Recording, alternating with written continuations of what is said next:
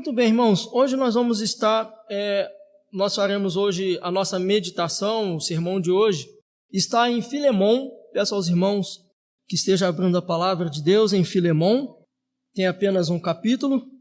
Nós faremos a leitura do versículo 8 em diante, até o versículo 20.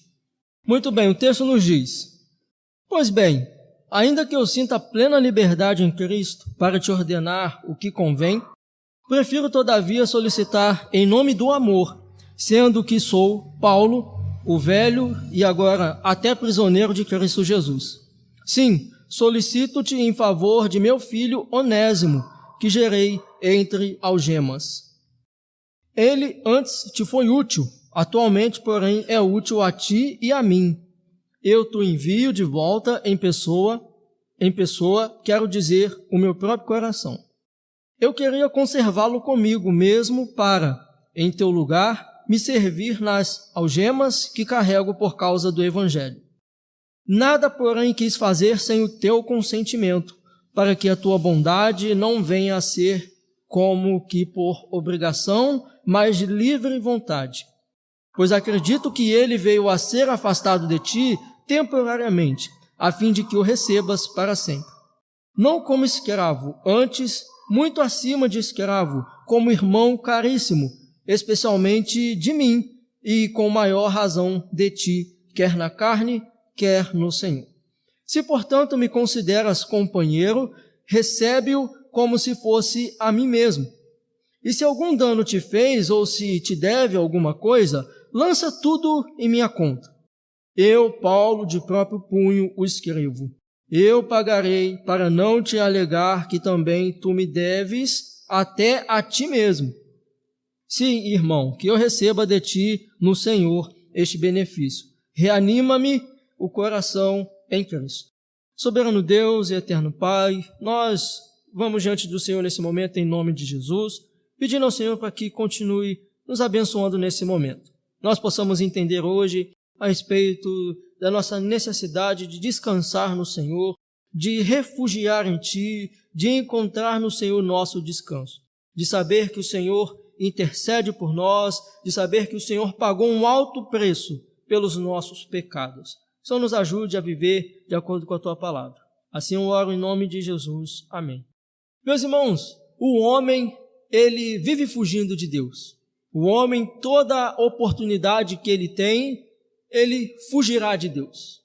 Muitos dizem, que você deve escolher entre Deus e o mundo, mas se o homem, a primeira oportunidade que ele tiver, ele vai escolher o mundo. O homem, se ele pudesse, ele fugiria para o mais longe de Deus possível. O mais longe de Deus possível. E nós, por exemplo, nós tomamos como exemplo Adão. A partir do seu pecado, Adão, ele, ao ouvir os passos de Deus, ele se escondeu. E ele se escondeu e tentou justificar os seus erros e tentou justificar os seus pecados. Jonas, mesmo ele tendo a razão, ele tentou fugir de Deus. Mesmo Jonas estando certo do que Deus poderia fazer, ele tentou fugir o mais longe de Deus, daquilo que Deus havia mandado ele fazer. E essa epístola, meus irmãos, que nós acabamos de ler, ela foi escrita pelo apóstolo Paulo em Roma. E ela foi dirigida a Filemão, como o texto nos mostra, um dos convertidos de Colossos. Então, Filemão, ele foi um dos convertidos. Não se sabe muita coisa a respeito de Filemão, mas alguns chegam a dizer, alguns supõem que Filemão, ele poderia ser presbítero ou diácono. Mas, de qualquer forma, ele exercia aí alguma influência. Mas não se sabe muito sobre Filemão. E essa passagem, meus irmãos, aqui em que nós acabamos de ler, tem como assunto principal Onésimo. O assunto principal que o apóstolo Paulo ele vai tratar aqui é sobre Onésimo, um escravo fugitivo, um escravo fujão, que disparado, fugindo de Filemão, ele vai para Roma. Fugindo do seu senhor, que era Filemão, ele vai para Roma, em busca de algum refúgio, em busca de algum abrigo. E este escravo aqui, Onésimo, ele se converteu ao cristianismo, ao evangelho, ouvindo a pregação do apóstolo Paulo lá em Roma.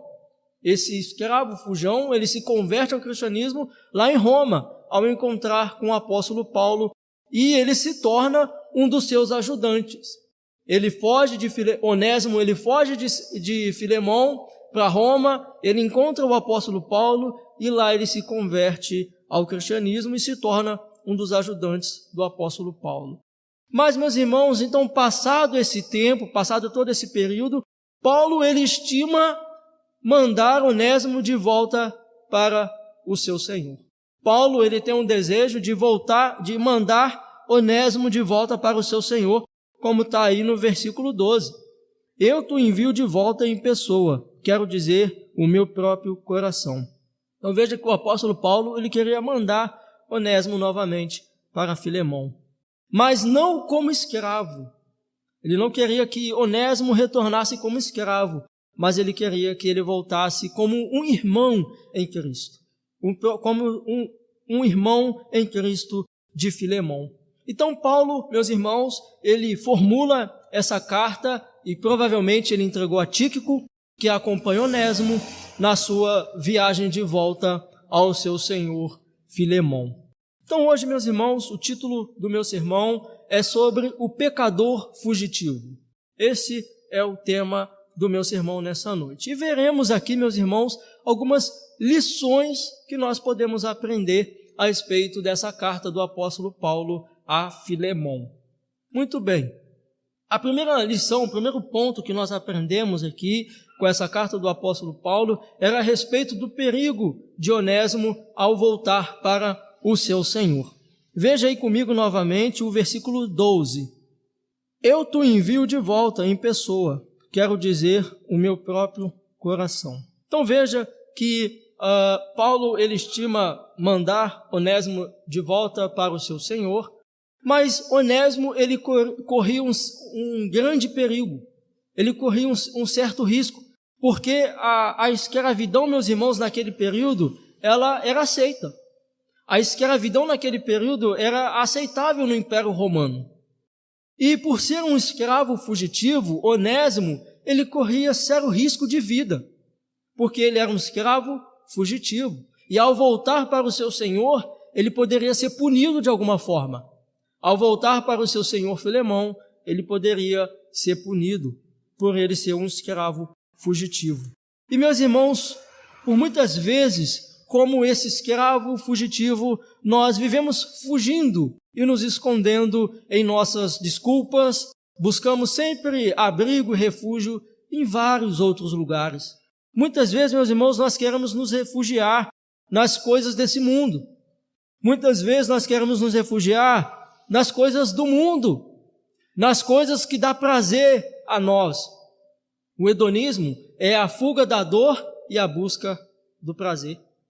Muitas vezes queremos viver uma vida assim, queremos ficar longe de tudo aquilo que nos causa dor, tudo aquilo que nos causa sofrimento. Não é que nós devemos buscar o sofrimento, mas muitas vezes nós queremos viver uma vida só de prazer. Queremos fugir de Deus, queremos fugir da nossa responsabilidade. Muitas vezes nós buscamos, meus irmãos, refúgio em festas, em amizades, até mesmo na religião. Há pessoas que buscam refúgio da sua alma na religião. Pensam que estão salvas só porque ela pertence a uma religião tal, a uma religião X. E muitas vezes, assim como esse escravo fugitivo, assim como ele corria perigo de vida, muitas vezes nós corremos risco de vida, e principalmente corremos o risco espiritual, quando nós fugimos de Deus, quando nós fugimos da nossa responsabilidade como servos do Senhor. Portanto, meus irmãos, que nós possamos sempre buscar o nosso refúgio no lugar certo, que nós, como povo de Deus, possamos sempre buscar o nosso refúgio no Senhor, que é a nossa rocha, e que nele não há vacilo, e que nele não há engano. Quando nós lemos, por exemplo, o Salmo de número 91, vai nos dizer: aquele que habita no esconderijo do Altíssimo, à sombra do Onipotente descansará. Que nós possamos, meus irmãos, nos momentos de sofrimentos, nos momentos de dor, de angústia, de sofrimento, que nós possamos sempre buscar o nosso refúgio no Senhor e saber que nele nós estaremos seguros. E a segunda lição que nós podemos aprender aqui com essa carta é a intercessão do apóstolo Paulo em favor desse escravo fugitivo. Meus irmãos, Paulo, ele poderia usar aqui o seu poder de apóstolo. Ele poderia usar o seu poder como apóstolo e ordenar a Filemão que recebesse Onésimo. Ele poderia ordenar: eu como apóstolo te ordeno a receber Onésimo. Mas Paulo aqui, ele não roga pelo seu poder de apóstolo.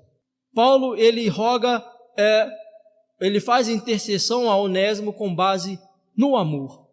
Paulo, ele roga com base no amor. Veja comigo o versículo 9. Prefiro, todavia, solicitar em nome do amor, sendo que sou Paulo, o velho, e agora até prisioneiro de Cristo Jesus. Então veja que ele intercede por Onésimo com base no amor, meus irmãos. Ele não intercede por Onésimo com base na sua autoridade apostólica. Ele roga em nome do amor. E assim, meus irmãos, nós devemos, a exemplo do apóstolo Paulo, sempre orar e interceder por aqueles que estão em necessidades. Que nós possamos sempre, em nome do amor, em nome do evangelho, socorrer aqueles que necessitam de ajuda. Aqueles, meus irmãos, que são oprimidos, aqueles que são necessitados, que nós possamos sempre ajudar aqueles, interceder, orar por aqueles que estão em aflição. Às vezes nós recebemos uma má notícia, às vezes nós recebemos uma notícia de que alguém foi ferida, de que alguém perdeu um ente querido, e às vezes nós não oramos, e às vezes nós não choramos com essa pessoa, às vezes nós não buscamos auxiliar essa pessoa. Às vezes uma pessoa ao nosso lado precisa de ajuda, precisa de um conselho, e nós muitas vezes não o aconselhamos, não o ajudamos. Que nós possamos, meus irmãos, em nome do amor, assim como o apóstolo Paulo disse, possamos socorrer aqueles que estão necessitados. E ainda assim, eu aprendo com essa epístola, nós aprendemos que Jesus, meus irmãos, ele é o nosso maior intercessor. Jesus é aquele que intercedeu por nós diante do Pai. O próprio apóstolo Paulo disse lá em Romanos 8,34, quem os condenará? Foi Cristo Jesus quem morreu. E mais, ele ressuscitou dentre os mortos e está à direita de Deus e também intercede a nosso favor. Maior é ele que intercede por nós, meus irmãos. O Senhor Jesus, ele está à direita do Pai e intercede pelos seus. Ele intercede pelo seu povo, por aqueles que são afligidos, por aqueles que passam por tentações. O Senhor, ele intercede pelos seus. Nós podemos ver que para o perdão de Onésimo precisaria de um pagamento. E essa é a terceira lição que nós aprendemos aqui com essa lição, que para o perdão de Onésimo necessitaria de um pagamento. E Paulo aqui, ele vai e garante o pagamento de Onésimo.